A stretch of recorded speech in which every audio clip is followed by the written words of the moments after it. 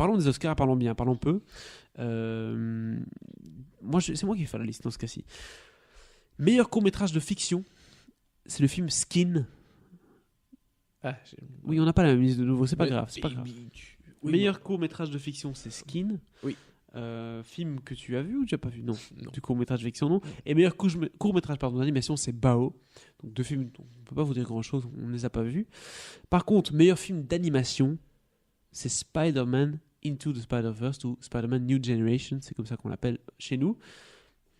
Mérité amplement, du coup. Oui, Oui. évidemment. Tu l'avais dit en tout cas quand tu as vu le film, tu étais surpris, vraiment surpris de la qualité de ce film qui pourtant, faire un nouveau film Spider-Man, est-ce que c'est la bonne idée? Est-ce que c'est une bonne idée de le faire en version animée, etc. Il y avait toutes ces questions qui se posaient, mais clairement l'histoire de Miles Morales t'avait marqué et tu trouvais que c'était, en tout cas aussi d'un point de vue visuel, très très qualitatif. Ah oui, écoute, je pense que les internets étaient unanimes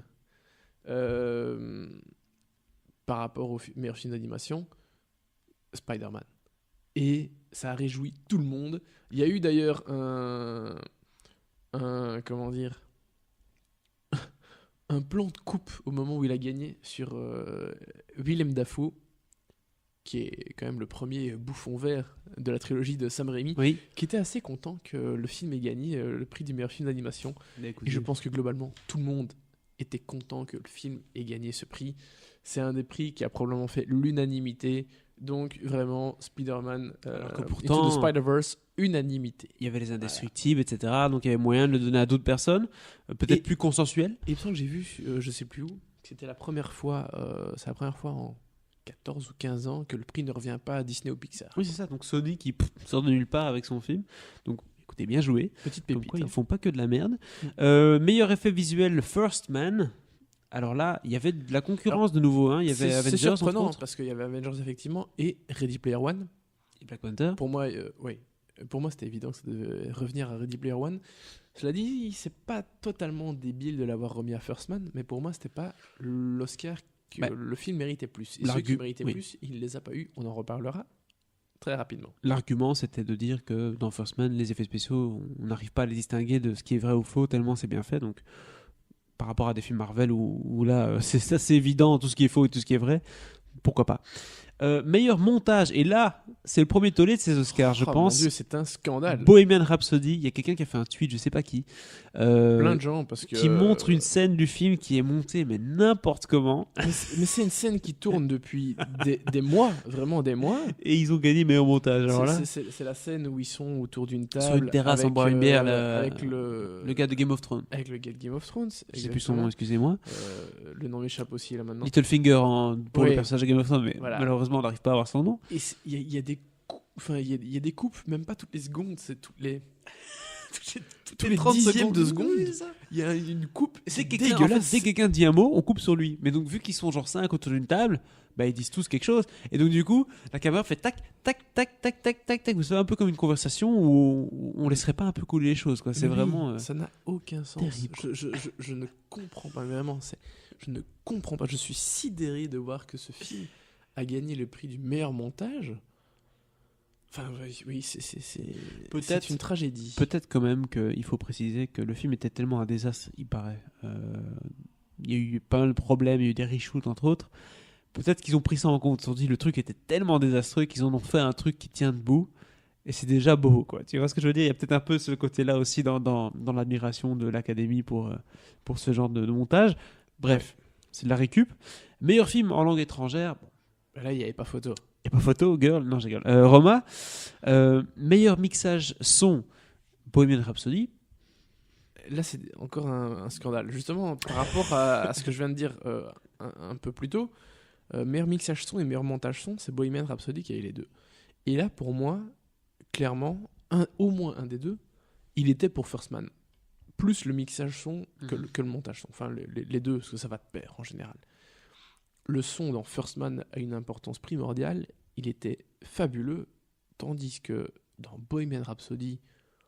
Ok, il y a les chansons, quoi, mais c'est tout.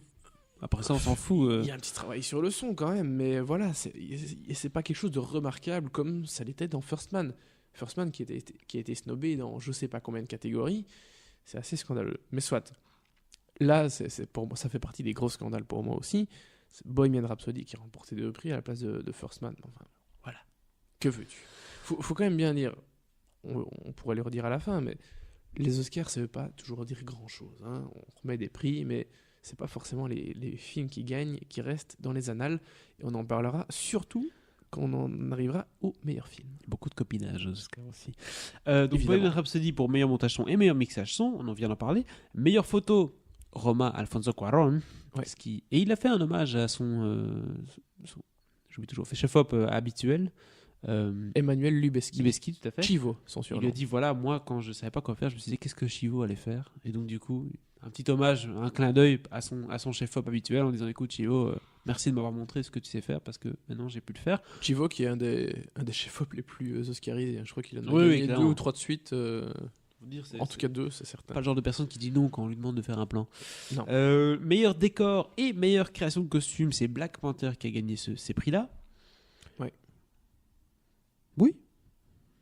T'as quelque chose à dire là-dessus ? Personnellement, moi je dis oui. Mais non, alors, ce qui est chiant avec ta liste, c'est, je sais pas où t'étais à trouver, mais c'est que t'as pas les autres films nommés avec. Donc je sais c'est plus pas ce qu'il y avait grave, en c'est face. mieux parce que sinon on va prendre 4h30 sur cette liste et C'est vrai, voilà. c'est Donc vrai. c'est Et pas mal. Il faut qu'on avance encore un peu. Exactement. Mais enfin, pourquoi pas ? Parce qu'on est payé à l'heure en fait, c'est ça que tu dis. Oui. Ouais. Meilleur maquillage et coiffure, c'est pour Vice. Alors ça me C'est paraît. C'est le seul Oscar qu'il a eu, mais pour le coup, c'est celui qui le mérite et Ah qui oui méritait le plus. Oh mon dieu, les maquillages là, Ah oui. George Bush avec Sam Rockwell en George Bush, c'était quelque chose quand même. On va en parler tout de suite après, parce Après, qu'on parlera bien sûr. de Vice. Meilleur court-métrage documentaire, période End of Sentence. Alors là, je ne sais pas du tout de quoi il s'agit. Pas vu. C'est pas grave. Meilleur film documentaire Free Solo. Que j'ai vu hier soir. Ah bah voilà, comme quoi. Eh oui. Il passe au Cinéma Aventure en ce moment à Bruxelles, donc allez le voir. Donc le Free Solo, je vais quand même dire un petit mot parce que c'est le genre de film dont on n'a pas parlé auparavant et ça vaut la peine. Free Solo, c'est donc de l'escalade à main nue, sans corde, voilà. Et donc on suit Alex Honnold qui va escalader, enfin dont le challenge est d'escalader El Capitan, la fameuse, une des célèbres falaises, si je puis dire, Ouais, c'est ça. du parc Yosemite aux États-Unis. Donc ce gars risque sa vie à chaque fois qu'il grimpe une montagne. Ne fût-ce que plus de 10 Parce mètres. qu'il y a Dès qu'il dépasse 10 mètres, en aucune fait. assurance, vraiment ouais. quoi. Et la plupart des gens qui font du free solo sont morts en escaladant évidemment. Et donc là on parle d'un des pics les plus impressionnants parce que alors, je peux vous dire s'il a réussi ou pas réussi, mais le pic qu'il a tenté, El Capitan, personne ne l'avait réussi avant lui. Ah mince, je viens de dire qu'il a réussi. Mais c'est pas le plus important de savoir qu'il a réussi ou pas. Tu vas pas faire un film C'est sur un pas mec ça, qui crève sur bah l'écran. non. Enfin, tu vois, c'est un peu. Voilà. Mais alors c'est ça qui Il pourrait, hein. c'est ça qui est intéressant dans le documentaire parce qu'il y a certains des caméramans qui le filment, qui sont qui font de l'escalade et qui sont des pros Qui sont aussi comme accrochés, lui. eux. Mais du coup, ils se posent vraiment la question de savoir. Enfin, je veux dire, les mecs qui flippent. De un, c'est leur pote. Et de deux, ils le filment et ils savent que à chaque instant, il a une épée de Damoclès au-dessus de sa tête et qui peut crever à n'importe quel moment. Donc, est-ce que tu te dis, enfin, c'est dingue. À un moment donné, la t'as conscience envie de dépasse filmer. le travail en fait. Mais c'est ça, t'es en Oui. train de filmer ton pote qui est en train de grimper une montagne, ça a l'air de rien, mais tu sais qu'à n'importe quel moment, il peut mourir. Et tu vas être témoin de ça. C'est terrible. C'est ça qui est génial dans le film. Donc, voilà, T'es Alex. sur la corde. Ben oui. Ouais. Non, mais voilà, donc tout ça pour dire que Alex Honnold a été le premier à avoir réussi l'ascension de El Capitan En free solo. En free solo. Voilà, je sais pas comment on dit en français exactement. C'est un documentaire passionnant qui est génial parce que la personnalité de Honnold est quand même assez spéciale. Il faut être un peu. Je pense. D'ailleurs, sa mère le dit un peu dans le docu. À cette époque-là, ils n'ont pas trop cherché à savoir, mais il serait un peu Asperger quand même. Oui. Donc voilà, c'est quelqu'un d'assez. Il doit être dans sa bulle, c'est clair, hein, parce que pour pouvoir faire des trucs pareils. Mais pas tant que ça qui est assez marquant. Tu Enfin vois bref, de toute façon, je vous conseille faut à quand fond même, Free Solo. Allez le rattraper si vous avez l'occasion. oui. Et c'est au cinéma Aventure actuellement. Meilleure chanson originale. Non, on va pas le faire, Thibaut. On va pas le faire. Je sais que t'as très envie. Non. Tell me something, girl. Are you... Non. Alors, meilleure chanson originale, Shallow, A Star Is Born. J'ai rattrapé leur prestation aux Oscars. Bah oui, quoi. C'était Alors, un classique de chez classique. Non, mais je veux dire, ils avaient le maquilleur de Trump ou comment ça se passe? Ils sont orange, mais comme l'affiche qui est derrière toi. Ils sont partis en vacances une semaine avant. Regarde mon affiche. Ils sont vraiment Oui. orange comme ça. Hein. Oui, oui, je sais. C'est dégueulasse. Ouais, je crois qu'il y Je sais a un pas problème ce de qui s'est lumière. Il y a un passé, problème mais- de lumière. Et puis, je pense honnêtement qu'ils sont partis en vacances ensemble la semaine d'avant parce qu'il y a plein de rumeurs comme quoi il y a anguille sous roche entre Ouais, les deux. J'ai comme vu une photo d'eux sur le tapis rouge. À gauche, Madame Bradley Cooper. À droite, Lady Gaga. Madame Bradley Cooper, Bah, Bradley Cooper, oui. il est marié. Enfin, je sais pas s'il est marié, mais enfin, t'as Ok, compris. soit. Bon, on n'est pas là pour faire du people, mais Bah non, la mais- grosse rumeur, c'est est-ce qu'il va se séparer de sa femme pour sortir avec Lady Gaga. Forcément, ça fait vendre des tabloïds. Oui, c'est fini. On est bien d'accord. Il faut arrêter. Meilleure musique de film, Black Panther. Alors, pour moi, déjà, il y avait un scandale de base. C'est que First Man n'était pas nommé. N'est-ce pas? Au moins nommé. C'est scandaleux, parce que pour moi, c'était même le gagnant. Mais enfin, soit. Bref. C'est pas un scandale. Black Panther, s'il y a un Oscar qui méritait, c'était peut-être celui-là aussi. Non, la BO est vraiment très très bien. C'est le greatest hits du pop américain Non, actuel, quoi. hein, Je l'ai écouté il y a plusieurs fois. Elle est vraiment très très bien. Ludwig, je crois, c'est Goransson, son nom de famille. Un compositeur suédois, vraiment très très bien. Attends, dans la bande Non, originale, il y a suédois tous ou les. islandais. Il y a Kendrick Lamar, il y a The Weeknd, Non, alors, non, et il y a même non, mais le fils de Will Smith, il non? faut faire les différences. Ah non, c'est sur Il y a une différence. Spider-Man, ça. Ici, on parle de Oui. meilleure bande originale. Donc, c'est une D'accord. composition prévue pour le Ok. film. C'est pas la meilleure chanson, parce que Oui, mais Kendrick, c'était face à Lady Gaga. Tu vois, pourtant, dans la BO du film, si tu écoutes la BO du film, Oui. tu as toutes ces chansons-là il y a ces dedans. chansons, oui. Donc ça Mais- fait partie de la BO. Mais on n'est pas dans. Non, oui, mais c'est différent. Ok. C'est différent. C'est pas compris. Mais meilleure musique composée, en fait. Oui, Composée pour. voilà. Ok. Voilà. Et donc, la BO de Black Panther est très bien. Et donc, c'est pas démérité du tout. J'aurais préféré que ce soit Nicolas Britell pour If Beale Street Could Talk. J'en ai assez parlé, je pense. Un peu. Vraiment fabuleuse bande originale. Mais ce n'est pas honteux pour Black Panther. Loin de là. Voilà. Oui, je vois que tu te resserres, mais tu... Merci. Ouf. Ouais, merci. Bon, je vais chanter après ça. Tu vas chanter, c'est bien. Bref, Black Panther, meilleure musique de film. C'est pas honteux. C'est mérité. Donc voilà. Écoute. Meilleur scénario adapté, Black Klansman. Premier Oscar de la carrière de Spike Lee. Voilà. Alors que lui, quand même, il méritait une reconnaissance de la part de l'Académie, mais bon, il a toujours Ouais. pris des positions quand même assez pointues. Il a dit un truc génial en interview, c'est que chaque fois, il a été battu par un film où quelqu'un conduisait une autre personne. Parce que quand il y avait Do the Right Thing, je crois que c'était en 91, 92, quelque chose comme ça, il a été battu par Driving Miss Daisy, un film avec Morgan Freeman, Oui, je pense. Et ici, en meilleur film, donc là je sais qu'on parle du meilleur scénario adapté, mais enfin on est sur Spike Lee, il a été battu par Green Book. On reparlera de Green Book après, Oui. où Viggo Mortensen conduit Mahershala Ali. Donc voilà, c'est assez comique. D'ailleurs, on lui a demandé après son avis sur la victoire de Green Book, et il a dit à des journalistes anglais « Not my cup of tea ». Il était assez fier, il était plié en deux, il était très très fier de sa blague. Merde. Mais apparemment, il a voulu se lever, donc Green Quoi Book a été annoncé comme meilleur film, il s'est levé de son siège et il a voulu se barrer, quelqu'un lui a dit de retourner Bon, s'asseoir, mais il y a eu très peu d'applaudissements. Bref, on reparle de Green Book après. Spike Lee, meilleur scénario adapté pour Black Klansman. Oui, c'est mérité. Bravo Spike. Meilleur scénario original, c'est Green Book dans ce cas-ci. C'est une histoire vraie avec le fils de, justement, c'est Nick Vallelonga, je pense. Nick Villalonga. Vallelonga qui a écrit du coup le scénario. Je voulais pas en parler maintenant, mais on va en parler tout de suite. J'ai adoré Green Book. Je vais pas vous mentir, j'ai adoré le Pour film. l'instant, c'est mon film préféré de l'année 2019. Et toi aussi. Mais Pour nous, en 2019. Pas très, trop. je vais pas mentir, j'étais pas très au fait de certaines problématiques autour du film quand Oui. je l'ai vu. Il y en a. Il y en a des grosses, dont et c'est très problématique parce qu'il a eu cet Oscar-ci, pas celui du meilleur film, mais celui du meilleur scénario original. C'est que la véracité présentée dans le film n'était pas la réalité, dans le sens où à peu près tout ce qui concerne le personnage de Mahershala Ali, donc le pianiste, est à peu près faux. C'est-à-dire que c'était pas un gars qui était, Ils ont qui romancé, était en tout fait. seul dans son coin. C'était une référence dans sa communauté, quelqu'un qui était quand même très sociable, etc. Il y a beaucoup de choses qui sont assez problématiques par rapport au personnage. Et autre chose, ça je l'avais déjà mentionné quand on a fait l'émission, c'est que t'as un peu l'impression que c'est le blanc qui apprend qui apprend au noir comment il doit être, tu vois, et ce qu'il doit aimer, etc. Ça, c'était une des réserves que j'avais. Bah, J'aime non. toujours le film.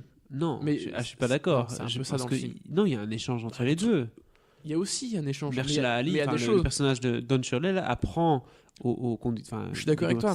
à être plus intellectuel, à se renseigner Bien plus, sûr, à écrire. Ça va dans les deux sens, mais il y a Dans des les deux choses sens. qui sont un peu gênantes. Le coup du poulet, genre, quoi?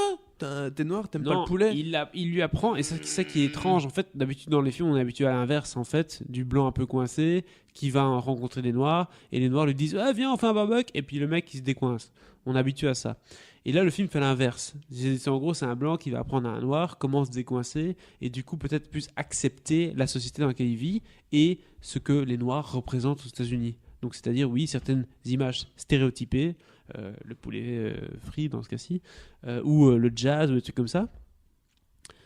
C'est cliché, mais je veux dire, bien sûr que c'est cliché, les noirs et le jazz, les noirs et le poulet, c'est pas la vérité, on sait tous que c'est nuancé, bien sûr, mais ça reste des gros stéréotypes qui sont parfois mis en avant, et dans ce film-là, ils en ont fait une blague, tu vois, ils ont dit, oh, il y a un KFC, on va se manger un poulet frit. Bon, Oui. allez, c'est Oui. pas dingue, Enfin, tu vois, il faut pas... Il y a quand même un truc qui me surprend par rapport à aux diverses polémiques qui entourent le film, c'est que finalement, Mahershala Ali, il a quand même accepté de jouer là-dedans, alors que quand tu vois, tous les autres noirs, j'allais dire entre guillemets, ils portent pas vraiment le film en éloge. Hein. Non, mais en fait, le gros problème, c'est qu'apparemment, le scénariste du film a donc romancé la réalité, Déjà. mais ça, c'est Scénariste un qui est, scénario à mon avis, je original. pense le neveu. C'est le fils, non, c'est le fils Ok, d'accord. du chauffeur. Et donc, du coup, Qui est un scénariste connu de Hollywood. Hein, Ah bon il Via n'avait pas Loga. écrit. Il a eu déjà j'ai pas d'autres. vu. Je en pense tout qu'il a cas. déjà été aux Soit. Oscars. Mais donc, déjà, c'est un scénario c'est un scénario original. Donc, est-ce qu'un film doit toujours retracer exactement ce qui s'est passé? Honnêtement, je suis pas d'accord. Je sais pas ce que t'en penses. Pour moi, un film, ça doit pas obligatoirement dire exactement ce qui s'est passé avec voilà, elle a dit ça à ce moment-là et lui il a dit ça à ce moment-là et ça s'est passé comme ça, point barre. Je trouve qu'on peut se permettre d'essayer de romancer un peu la situation. Titanic, c'est pas une vraie histoire du Titanic qui a coulé. Non, bien sûr. Il y a une fausse histoire bien sûr, autour, on est bien d'accord. sûr, bien sûr. Donc, mais pour moi, c'est on un peut- peu plus problématique on peut se dans permettre de ce genre romancer. de cas.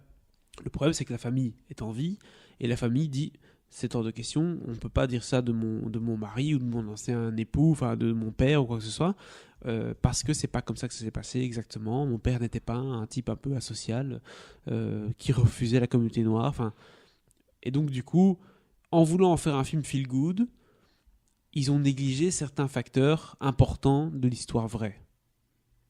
Voilà. Mhm. Et c'est ça qui choque. C'est pas une censure, mais c'est qu'ils ont un peu édulcoré la réalité pour le cinéma américain pour que ça plaise à monsieur tout le monde. Un peu trop édulcoré. Voilà. Et c'est ça le problème, c'est que le film a été un peu en mode Hollywood, allez hop, on fait un truc sympathique. Mais alors qu'ils auraient peut-être pu être plus. Ouais, c'est vrai que je vois là maintenant, tu regardes l'historique en tout cas de Valley Longo, il a travaillé sur pas mal de projets avant. Il n'a pas fait que Green Book. Il a joué dans Le Parrain, il a joué dans Splash, il a joué dans L'Honneur des Prizzi, dans Les Affranchis. C'est ça. Donc il a sa main dans Hollywood. Pas mal. Mais voilà le problème du film. Pour moi, c'est ça le problème du film, peut-être, d'un point de vue politique ou d'un point de vue sociétal, c'est que, de nouveau, des Blancs ont Disneyifié le film pour en faire un truc vachement acceptable par tout le monde. Voilà. Ils ont fait un film anti-racisme pour les Blancs, Voilà. réconfortant pour les Blancs. Maintenant qu'on prenne la blague du KFC comme étant une référence, je suis pas d'accord. Tu pourrais faire ça dans n'importe quel film, il n'y a pas de souci. C'est comme si demain, il y a des Noirs qui font un film à Bruxelles sur les habitudes des Blancs et qui se foutent de la gueule de la place du monde parce qu'il y a plein de Blancs qui font leur shopping de produits bio. Est-ce que tu vas dire que c'est raciste? Non, tu vas dire que c'est une critique de la société actuelle où il y a des sectes, il y a des gens d'un côté, des gens de l'autre. Voilà. Mais là, c'est pareil, c'est un peu le même délire. Par contre, je suis d'accord avec toi, ils ont un peu trop édulcoré le truc et ça en fait un peu un film où les Blancs vont apprendre aux Noirs comment ils doivent. Voilà, là je suis d'accord avec toi sur ce côté-là. Donc c'est un film, il y a débat. Maintenant que Spike Lee se lève pour se casser, désolé, Black Klansman est un bon film, c'est pas le meilleur film de l'année. Voilà. Non. Mais Voilà, il faut perdre parfois dans la vie. Non, c'est pas par rapport à ça. Oui. C'est parce que pour lui, le film est vraiment très problématique et D'accord. il a le droit de le penser. Mais enfin, voilà, c'est. Ça se fait pas de C'est partir. Spike Lee, il est extrême. Mais, oui, mais je vraiment, comprends. on reviendra évidemment sur les autres prix après, mais bon, vous avez déjà compris, on va embrayer sur Green Book, meilleur film. Enfin, embrayer, on est déjà en train d'en parler. Il y a juste meilleur réalisateur, Alfonso Cuarón. Non, quand même le mentionner, un de ces non, quatre. mais j'ai dit, on parle des J'ai autres cru que t'allais prix. dire on termine sur Green Book. On parlait des autres prix après. Mhm. Mais pour terminer sur Green Book, parce que de toute façon, il a rien gagné d'autre. Enfin, plus rien gagné d'autre. Mahershala Ali dans le C'est que second rôle. les réactions quand il a gagné, c'était triste, hein. Très peu d'applaudissements, c'était très poli. Et il y a une chose, j'en suis convaincu, c'est que Green Book ne restera pas dans l'histoire comme étant un grand film. Comme beaucoup de films ayant remporté l'Oscar du meilleur film. Bien sûr. Il y a certains vols, entre guillemets. Ah oui, la liste est aberrante. Hein. Je pense, même si je le redis et je le répète, j'aime Green Book, mais je pense que ça en fait partie. Pour moi, il restera pas dans les grands. Il y a d'autres films qui étaient nommés face à lui qui l'auraient peut-être plus mérité. Mhm. Roma, évidemment. Peut-être The Favourite aussi. Mais enfin, voilà. Il y a d'autres films qui auraient pu le mériter plus, en tout cas. Mais donc, voilà. Green Book va pas marquer les esprits, ça, j'en suis sûr. Non, et donc, je pense ça pas non en plus. fait pas un gagnant. Tu te dis, waouh, Green Book a eu l'Oscar du meilleur film, tu vois. Pour finir sur Green Book, le film est consensuel et c'est un film d'Oscar. Enfin, c'est un film qui est taillé pour les récompenses. Et je pense que c'est ça que les gens en ont marre. Ils veulent avoir un film qui, un peu, est plus edgy, quoi. Qui parle un peu, qui a des messages, qui a vraiment un intérêt aujourd'hui dans la société actuelle. Ouais. Green Book en a un peu moins parce que c'est plus l'histoire qui avait plus d'importance il y a 10 ans qu'aujourd'hui. Voilà, il faut le dire. Ouais. Mais pour moi, on est clairement dans le cas style Shakespeare in Love, qui a eu Voilà. l'Oscar du meilleur film, face à La ligne rouge de Terrence Malick ou Il faut sauver le soldat Ryan de Spielberg. Des trois films, desquels on se souvient le plus, évidemment La ligne rouge, qui est citée comme une référence Je pense que c'est lui qui aurait dû gagner. partout. Même face Et à l'autre. même Il faut sauver le soldat Ryan, quoi. Shakespeare in Love, plus personne n'en a rien à Bien foutre. sûr. Mais c'est consensuel. C'est un bon film avec un drame bien travaillé. Voilà. Qui se souvient encore de Spotlight, qui a gagné l'Oscar il y a 2 ans ou 3 ans? Mais oui. Quasi plus personne. Non, il est sur Netflix, voilà, qu'est-ce que je te dis. Mais donc voilà, donc c'est des films consensuels, des films que il faut savoir, l'académie, c'est des gens de tout âge, hein. Il y a des jeunes, il y a des plus âgés, donc Oui, il faut plaire à tout le monde. Moyenne d'âge, je pense qu'on est à 63 ou 65 ans. Voilà, donc plus âgés comme je disais, gentiment. Oui, donc il faut plaire un peu à tout le monde. Et c'est vrai que des films comme Green Book, c'est un film qui certainement va plaire à une génération plus âgée, quoi, parce que c'est des morales un peu passe-partout. Comparé à un Black Klansman de Spike Lee qui ose beaucoup plus, ça c'est sûr. Ouais, c'est sûr. Bon, enfin, bon. Mais bon. Le film reste très très bon et je trouve ça dommage que certaines personnes crachent sur le film maintenant en disant ouais, ce film n'est pas bon. Si, il était très très bon, il faut pas mentir, le film est très très bon. Le film, que ça en mérite tant le que meilleur film, il est bon. Il y a débat. Mais Oui. en tout cas, le film était très très bon et on peut pas nier ça. Et du coup, j'étais un peu vite en besogne en disant qu'il avait Vas-y. plus rien eu, mais on va enchaîner direct avec le meilleur acteur dans un second rôle, Oui. qui a remporté Mahershala Ali, d'ailleurs, avec un beau discours. C'est son deuxième Oui, Oscar. c'est mérité. Je pense qu'il l'avait gagné aussi pour Moonlight, hein, meilleur second rôle. Donc, 2 Oscars pour cet acteur, qui est un excellent acteur. Parlons maintenant de la meilleure actrice. Dans un second rôle. Oui, on peut en parler. Regina King dans Si Bill Street pouvait parler, If Bill Street Could Talk, bien sûr. C'était annoncé. Elle allait gagner. C'était prédit. Voilà. Par Et contre, c'était mérité. la meilleure actrice, Mais il y avait plusieurs choix. ça a fait plaisir quand même. Je veux dire là, Ça fait plaisir, oui. Olivia Colman qui remporte le prix pour La Favorite. Qui est le seul Favorite. Oscar que La Favorite a remporté.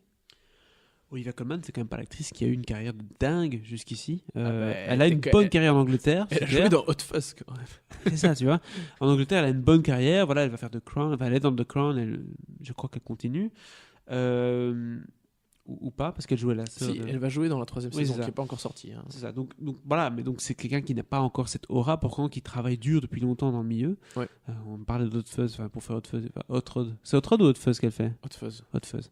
Donc du Hot Rod, c'est autre chose. C'est Oui. pas du tout le même délire. Non. Olivia Colman qui est récompensée et qui était complètement surprise. Hein. Le soir des Oscars, elle était Son discours, allez voir son discours sur Internet, est vraiment très très beau. Elle rend hommage notamment à Glenn Close. Elle est limite gênée d'avoir gagné face à Glenn Close, qui était quand même nommé pour la 7e ou 8e fois. 7e, d'humilité, je pense. oui. Toujours pas gagné. Elle l'aurait mérité. Glenn Close, vraiment, elle aurait mérité était très, l'Oscar. très bonne, oui. Mais voilà, c'est Olivia Colman. C'est très beau aussi. Moi, je suis très content pour elle. Et enfin, Alors, non, il reste 2 Oscars, mais je pense qu'on va d'abord fermer réalisateur, si tu veux bien. Comme ça, après, on Oui. enchaîne de toute façon, directement. j'ai déjà dit, il y a eu un. Mais oui, Alfonso Cuarón, pour Roma, meilleur réalisateur. Triplé historique, une personne qui remporte 3 Oscars lors de la même cérémonie. Parce que il l'a eu donc, comme meilleur réalisateur, pour le meilleur film en langue étrangère, et pour le meilleur chef opérateur, pour la meilleure photographie, donc comme meilleur chef op. Donc, individuellement, il a remporté 3 Oscars. C'est Le exceptionnel. hold-up d'Alfonso Cuarón. Et je pense honnêtement que si il aurait pu gagner meilleur film, Oui, peut-être dû même, mais certainement. mais la cause est que voilà, je pense que l'Académie n'a pas envie de donner l'Oscar du meilleur film à un film Netflix. Ouais. Encore aujourd'hui, c'est problématique. Je pense que ça a joué. Cela dit, il y a quand même un truc qui est très intéressant, c'est que depuis les années 90, il y a de moins en moins d'Américains qui remportent l'Oscar du meilleur réalisateur. Je pense que dans allez, on va dire entre 90 et 2000, il y a eu 2 ou max 3 étrangers qui ont gagné, enfin, on va dire 1 ou 2 qui ont eu l'Oscar du meilleur réalisateur. Entre 2000 et 2010, je pense qu'il y en a eu 3, quelque chose comme ça. Et maintenant, depuis 2010, c'est quasiment que des étrangers qui gagnent l'Oscar du meilleur réalisateur. Et, ça encore plus intéressant, depuis 2013, ce ne sont que des Mexicains, à part Damien Chazelle en 2017 pour La La Land, mais sinon, Cuarón a gagné pour Gravity en 2014. Iñárritu a fait le doublé pour Birdman et puis The Revenant. Ensuite, ça a été Damien Chazelle. Et puis Del Toro l'an dernier pour La Force de l'eau. Et puis voici à nouveau Cuarón. Donc, 3 Mexicains qui ont gagné quand même 5 Oscars du meilleur réalisateur sur les 6 dernières années. C'est assez remarquable. Bah, ça montre une nouvelle fois à quel point l'industrie du cinéma hollywoodien, c'est plein de gens d'immigrés en fait. On peut dire ce qu'on veut. Hein. Quand on voit le nom des gens qui gagnent, tu te dis il n'y a pas tellement. Enfin, ça vient de partout dans le monde, quoi. Hein. Olivia Colman, par exemple, n'est pas américaine. Non, et c'est ça qui est bien avec les Oscars, c'est que c'est ça devient de moins en moins purement américain. C'est une industrie Enfin, internationale. de moins en moins. Faut le dire, Ça reste américain. faut le dire doucement. Hein. Bien Mais, sûr, mais ça reste américain. Mais il y a plein de gens du monde entier qui travaillent dans le cinéma. Et mais il y a eu plus Oscars d'ouverture cette année en tout cas. Parce qu'en meilleur ils réalisateur, sont obligés. on l'a déjà cité aussi, il y avait le Pavel Pawlikowski, le réalisateur de Cold War, qui était aussi Mhm. nommé. Donc ça faisait 2 réalisateurs de films nommés en meilleur film en langue étrangère qui étaient aussi nommés à l'Oscar du meilleur réalisateur. C'est assez exceptionnel. Et puis pour la diversité, je pense que cette année avec Black Panther notamment, mais pas que, If Beale Street Could Talk aussi également, c'était une plutôt bonne année. Je pense que c'est que le début de voir de plus en plus de gens de plein de milieux différents être nommés. On est au début de cette génération-là où on va avoir comme ça même des récompenses aux États-Unis. J'espère qu'en France ce sera pareil. Où c'est possible qu'un Italien fasse un film français. Voilà, c'est possible aussi. Et je pense qu'on va arriver de plus en plus dans ce contexte-là. C'est le meilleur talent d'abord et après la nationalité. Je pense. Espérons. En tout Et cas, enfin, meilleur acteur. bah, Benoît Deby est un bon exemple de ça. Tu vois, il travaille sur plein de films Complètement. de plein de nationalités différentes, plein d'envergures différentes aussi, de styles différents. Donc il y a moyen de travailler un peu partout. Terminons. Tu as dit ça fait longtemps. Hein. Je sais pas combien on est, mais à mon avis, ça fait longtemps qu'on n'avait pas fait une émission aussi longue. Mais c'est bien. plaisir. Écoute, avec le rosé en plus, ça aide. Mais- Meilleur acteur, Rami Malek. Oui. Pour Bohemian Rhapsody. C'est mérité. peut-être la seule récompense qui est méritée pour Ouais, Bohemian c'est Rhapsody. c'est celui que Bohemian méritait le plus. Oui, c'est ça. Lui méritait le plus en tout cas. Oui. C'est peut-être pas à lui que je l'aurais donné, mais il le méritait. À qui tu l'aurais donné? À notre ami Christian.